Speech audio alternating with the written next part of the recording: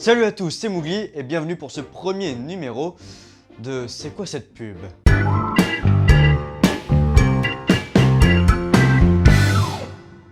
Alors c'est quoi cette pub? C'est quoi? C'est un petit format qui sera, je pense, assez court. J'espère, parce que la dernière fois que j'ai dit ça, ça s'est transformé en truc qui dure plus de 10 minutes maintenant. Voilà. Mais donc un format en principe qui sera plutôt court, dans laquelle je vais analyser une pub assez récente, voire même dans l'actualité instantanée directe. Ça ne veut rien dire, mais des pubs que je pense ne peuvent pas s'intégrer dans les Chroniques de la Jungle, émission que je fais sur ma chaîne YouTube. Et je vous invite d'ailleurs à aller voir ce que c'est, parce que c'est vachement bien, quand même. Ouais. Et aujourd'hui, pour cette première, on va parler d'une pub dans laquelle il y a une star montante du milieu footballistique.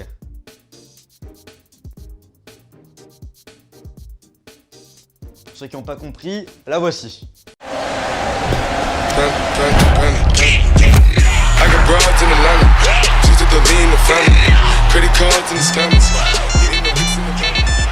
Allô? Quoi? Maintenant?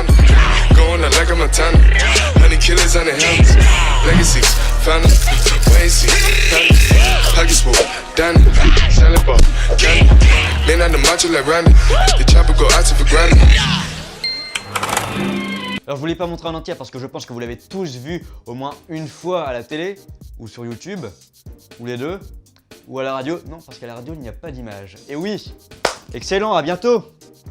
Donc j'ai vu beaucoup de réactions sur cette pub et c'est aussi ce nombre de réactions qui m'a donné envie de parler justement de la pub, parce que j'entendais souvent dire que Griezmann était très drôle dans cette pub, qu'il jouait très bien la comédie, des choses comme ça. Mais on va rétablir la vérité, mon ami, la vérité. Donc tout d'abord, quelque chose qui est un péché capital. Ils ont osé couper en plein milieu de Panda de designer. C'est une honte et ça se fait à ce moment-là. Legacy.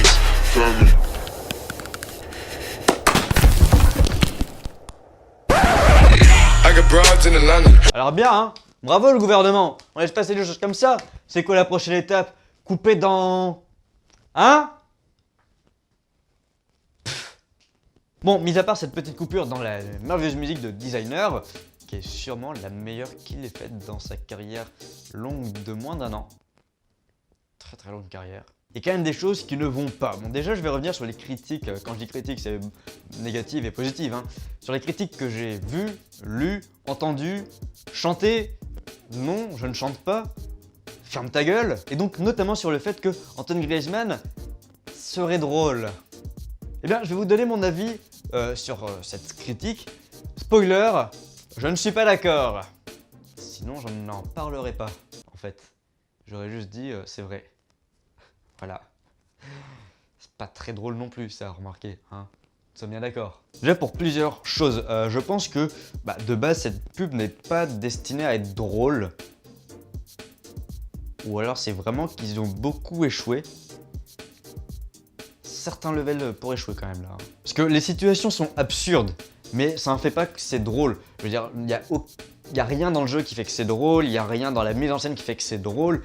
Le seul truc un petit peu drôle, c'est qu'on a l'impression qu'il se téléporte, vu qu'un coup il a un endroit, un coup il est complètement à l'opposé, en plus il se balade dans le temps parce qu'il passe de la nuit au jour sans on peut pas chercher, hein. C'est comme Mika finalement. Petite référence aux Chroniques de la Jungle. Allez voir. Mais voilà, non, il est pas drôle, il a pas un jeu de fou. De toute façon, il a pas vraiment de choses à jouer finalement, hein. Et on va revenir un petit peu là-dessus après, mais voilà. La seule personne qui a eu une bonne critique concernant le fait qu'il est drôle, c'est Antoine Griezmann, parce qu'il a dit qu'il s'était amusé sur le tournage. Ça, je veux bien le croire. Ça, oui. Ça veut pas dire que la pub est drôle. Ça veut dire qu'il s'est amusé à la faire, qu'il a pris du plaisir. Comme quand on mange un kebab, par exemple. Oui. Je sais que vous vous attendiez à quelque chose de sexuel, mais non. J'ai parlé de kebab. Voilà. Ensuite, on va revenir un petit peu maintenant sur ce qui se passe dans cette pub. Et tout d'abord, au moment où il fait son petit... je le fais très mal, hein. Mais déjà, pourquoi c'est la main droite qui sonne et qui vibre?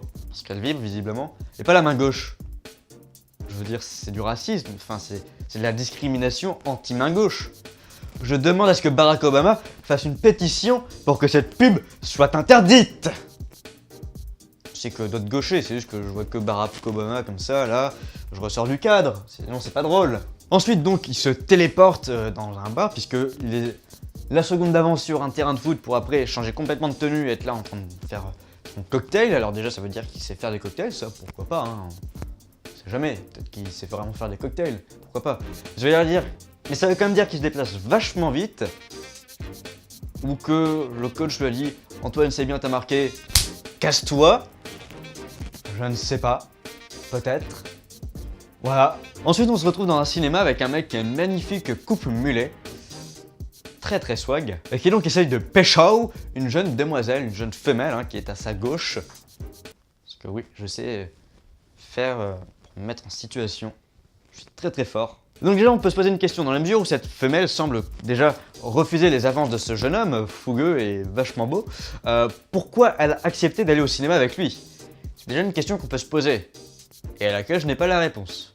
Désolé. Et donc ça sent la friend zone, hein, le truc où personne ne veut aller, mais Sir Antoine Griezmann arrive avec des ciseaux, on ne sait pas trop où il les a trouvés, et il nous montre ses talents de coiffeur. Alors j'ai pas fait de CAP coiffure ou quoi que ce soit pour être coiffeur, mais je suis pas sûr que ça soit une bonne technique pour couper les cheveux.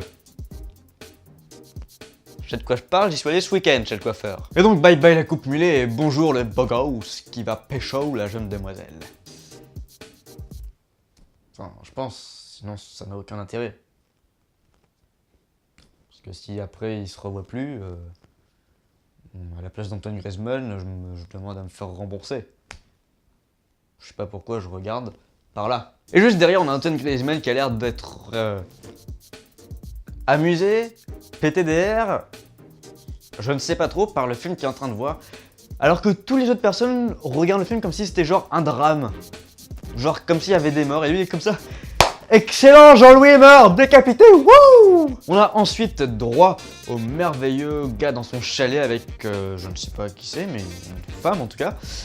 Déjà, à applaudir cette femme qui a eu la merveilleuse idée de venir avec une nuisette dans une montagne avec de la neige où il doit faire donc approximativement très très froid, hein, on va pas se mentir. Ensuite on a le mec qui se croit dans Harry Potter parce qu'il pense que ça fait allumer du bois. Non, je suis désolé, ça ne fonctionne pas dans la vraie vie.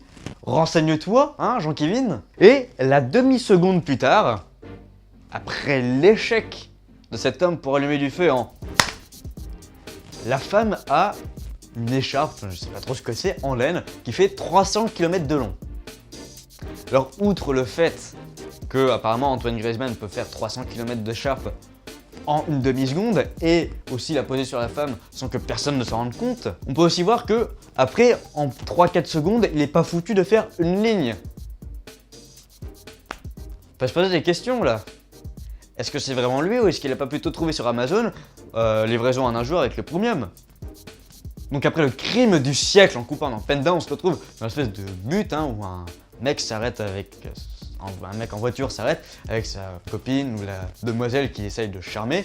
Sauf que ils sont à un endroit où il y a plein de voitures qui passent, machin, il y a plein de bruit, bidule, voilà, hein, mes couilles tu sais. Et donc, Antoine Griezmann passe en chasseur, en avion de chasse. Moi ça m'a... Personnellement, je vais à la fac en chasseur tous les jours, je vois pas où est le problème. Bon, alors pareil, un petit peu comme pour les studios, je ne suis pas sûr que piloter comme ça soit la meilleure façon, hein.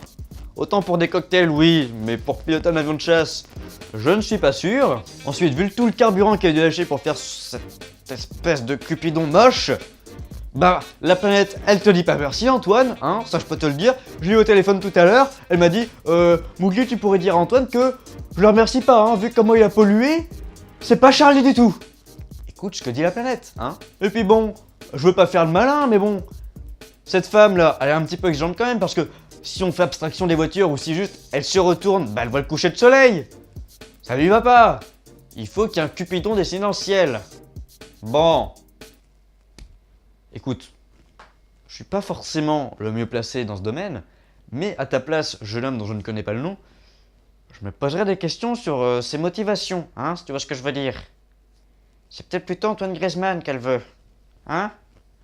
Je fais pas exprès de faire le geste comme Antoine Griezmann en mettant des... au calme. Et donc, après ces situations un petit peu absurdes, hein, quand même, vous me permettrez de le dire, on se retrouve avec quelqu'un qui se met du déo Puma, au ralenti, Je ne sais pas pourquoi ils ont fait un ralenti sur cette séquence, ça n'a aucun intérêt, mais ils l'ont fait. Hein. D'ailleurs, ils utilisent 2 déos. Parce que 1, c'est pas assez quand t'es riche. Hein. T'en utilises 2 et tu pollues la planète. Et oui, la thématique. Et à ce même moment, on a leur slogan. Si Antoine Griezmann n'est pas disponible, utilise le déo Puma je sais pas trop quoi. Hein. Vous êtes sérieux? Non, parce que Griezmann fasse des trucs chelous là. À la limite, pourquoi pas? C'est drôle si vous voulez, voilà, c'est marrant 2 minutes. À quel moment un déodorant ça remplace un barman ou un coiffeur chelou là? Attendez, on va essayer hein.